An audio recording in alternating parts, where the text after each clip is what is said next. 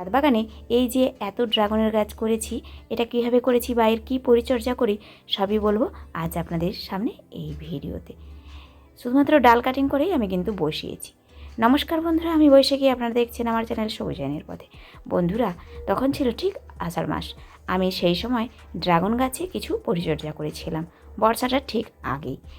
এই যে আমার এই গামলাটার মধ্যে রয়েছে কিছু সার। হ্যাঁ, এই প্রথমবার আমি রাসায়নিক ব্যবহার করেছি গাছে। আর এই যে ইউরিয়া, ডিএপি, পটাশ, আর নিয়েছিলাম খোল আর হাড়ের গুঁড়ি বা শিংকুচো। এটা কিন্তু চটি খোল। এই খোলটাকে জলে ভিজিয়ে দিতে হয়, আর এটা হচ্ছে শিংকুচি। চটি খোলকে সবসময় 3 দিন জলের মধ্যে ভিজিয়ে রাখতে হয়।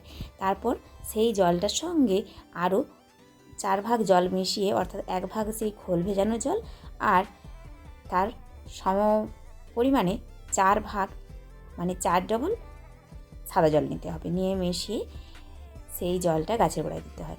কিন্তু আমার কাছে এখন গুঁড়ো খোল নেই, তাই আমি এই চটি খোলটাকেই কাজে লাগিয়েছিলাম।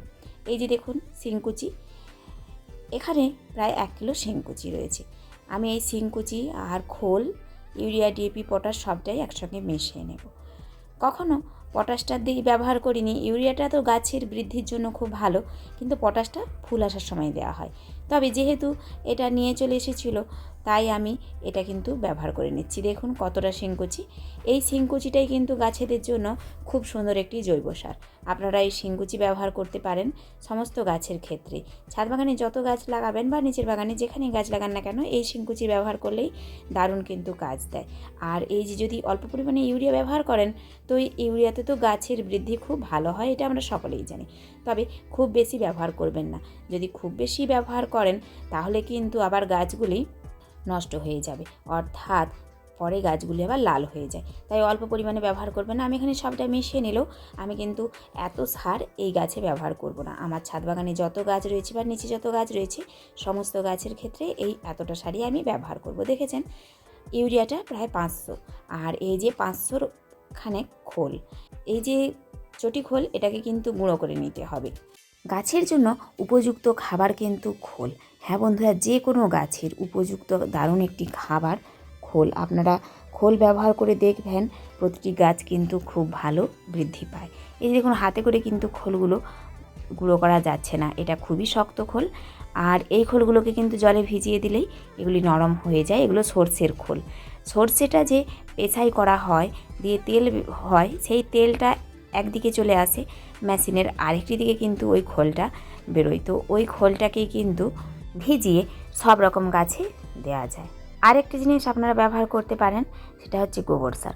গোবর সারটাও কিন্তু খুব ভালো সারের কাজ দেয়। গাছের বৃদ্ধির জন্য গোবর সার খুবই ভালো একটি প্রাকৃতিক জৈব সার। আর যদি আপনাদের বাড়িতে সবজির খোসা থাকে, তা সেই সবজির খোসাগুলো আপনাদের থাকে বলা ভুল, প্রত্যেকের বাড়িতেই সবজির খোসা, ফলের খোসা, এগুলো কিন্তু বেশি হয়। রোজ রোজ রান্নাঘরে ভাত বলুন বা ভাতের মাড়, ডাল ধোয়া জল, চাল ধোয়া জল, মাছ ধোয়া জল, এই সবগুলোই আপনারা কিন্তু ব্যবহার করতে পারেন যে কোনো গাছের টবে। এভাবে আমরাও প্রত্যেকেই ব্যবহার করে থাকি, তাই বলছি আপনারাও ব্যবহার করবেন।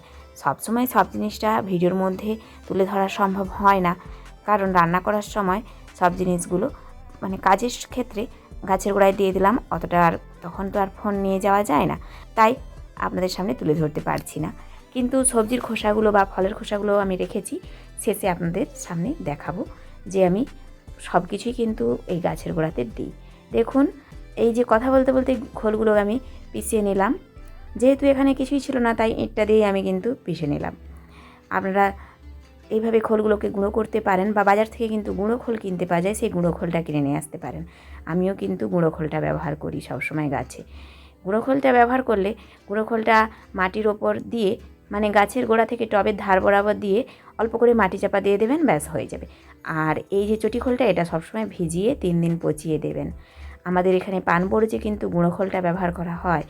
আর পানবরজের লয়ের ধারে, অর্থাৎ মানে পুতন দেওয়া হয় বা ভেজ দেওয়া হয়, যাই দেওয়া হোক না কেন, মাটির গাছ থেকে দূরে এভাবে মাটিতে গুঁড়ো খোলগুলো দিয়ে তার উপর আবার মাটি চাপা দেওয়া হয়, তা সেগুলোকেই বলা হয় পুতন অথবা ভেজ।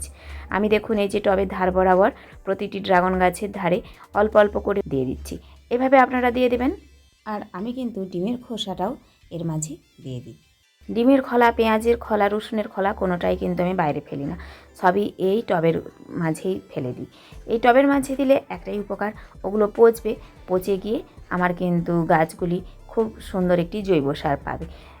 আর যদি পারেন আপনারা তরল সার তৈরি করতে, তাহলে কিন্তু আপনারা এই যে ফলের খোসা বা সবজির খোসা এগুলোকে একটি পাত্রের মধ্যে ফেলে রাখতে পারেন এবং সেই জলটা গাছে ব্যবহার করতে পারেন। আমি কিন্তু এইগুলোকে এভাবে বালতিতে রাখি আর এগুলোকে ডাইরেক্ট আমি আমার টবের মধ্যে দিয়ে দিই। তো চলুন এখন এইগুলো দিয়ে দিই। এখানে দেখেছেন যত জিনিস রয়েছে প্রত্যেকটি জিনিসই আমি কিন্তু দিই, মানে বাড়িতে যে জিনিসগুলো খাওয়া হয় তার যেগুলো মানে পচবে সেইগুলো আমি দিই। আর এখানে দেখুন ড্রাগনের যত্ন করতে গিয়ে আমার হাতে কিন্তু ড্রাগনের কাঁটা গেঁথে গেছে, দেখেছেন কাঁটাটা। তো ড্রাগন গাছের কাজ করতে গেলে, ড্রাগনের পরিচর্যা করতে গেলে এরকম একটু আধটু কাঁটা কিন্তু হাতে গাঁথবেই, এটা একদম শিওর। ড্রাগন খুব সূক্ষ্ম গাছ, তবে এর কাঁটা এগুলো একটু মানে অসাবধান হলেই সঙ্গে সঙ্গে আপনার হাতে ফুটে যায়। আর এর যন্ত্রণাও কিন্তু প্রচুর। এই যে ড্রাগনের কাঁটাগুলো যখন ফুটে যায় হাতে কিন্তু বেশ লাগে, দেখেছেন কতটা সূক্ষ্ম কাঁটাগুলো। তো যাই হোক, চলুন এখন এই যে বালতিতে যে মানে বাড়ির যে পচনশীল যে জিনিসগুলো রয়েছে, সবজির খোসা বলুন, ফলের খোসা, এগুলো এখন এরকমভাবে আমি টবের মাঝে রেখে দিই। আপনারা এইভাবে রেখে মাটির ওপর এইভাবে কিছুদিন ফেলতে থাকুন, তারপর আবার ওপর দিয়ে মাটি দিয়ে দিন, তাহলে কিন্তু দেখবেন একটি পচনশীল জৈব সার তৈরি হয়ে যাবে। এগুলো পচতে থাকবে, দুর্গন্ধবিহীন কিন্তু জৈব সার তৈরি হবে। অর্থাৎ প্রতিদিন এইভাবে ফেলুন আর উপর দিয়ে অল্প করে কিছু হালকা ঝুড়ো মাটি দিয়ে দিন, দেখবেন এতে কিন্তু একটি খুব সুন্দর সার তৈরি হবে। এবার সেই সারটা গাছের গোড়ায় ব্যবহার করতে পারেন, বা এভাবে 2-4 দিন রেখে এবার এর ওপর মাটি দিয়ে গাছ বসিয়ে দিতে পারেন। আমি এইভাবেই গাছগুলো বসাই, তাই আপনাদের সঙ্গে একটু শেয়ার করলাম। এই যে দেখুন পরিচর্যা করার কিছুদিন বাদে দেখেছেন গাছগুলো এখন কতটা করে বৃদ্ধি পেয়েছে।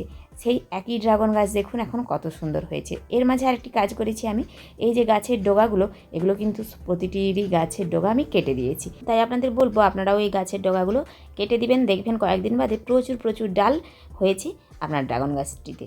তো আজকের মতো আমরা ভিডিও এখানেই শেষ করছি, আজ আসি, টাটা।